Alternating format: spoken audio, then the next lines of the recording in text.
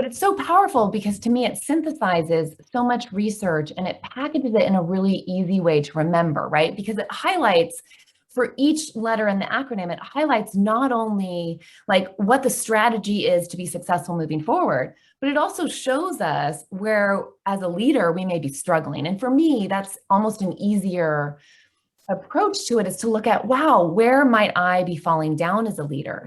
So in multiplying perspectives, yes, I need to take a broader view, but am I staying too siloed in my leadership? Am I, keeping teams siloed, and is that getting in the way of problem solving? Or, when you're striving to have an emotional connection, going to the E, it's really about emotion and leading with empathy. And yet there's this trap as a leader that, sometimes we feel safer if we kind of hide behind a professional veneer, that we don't talk about emotions here. It's all business or, season momentum. Too often, I think as education leaders, we want to fall back on processes and practices that have been in place, right? Whether that's our strategic planning process or setting our annual goals. And those actually get in the way from us being able to be flexible and nimble and, make the changes. I always find it ironic that we've been talking about change. We've been talking about change in education for as long as I've been a part of the system.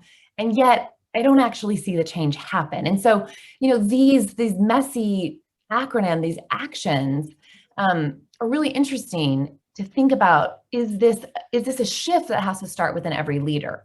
Sensing the future. And Tony, you kind of alluded to this, that innovation, we struggle with innovation in education. And some of it is this being open to new ideas and solutions and being able to iterate and test them quickly, not necessarily go away in a committee and study something for a year before we take action the next school year. We've got to really get into these creating prototypes and rapid learning cycles.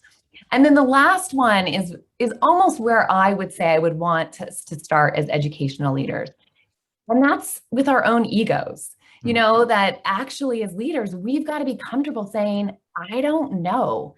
And that's not always easy as a school leader, especially because so many of us are duty bound, right? There's servant leadership. We're serving our communities, our schools, and we want to be out there in front and have the solution.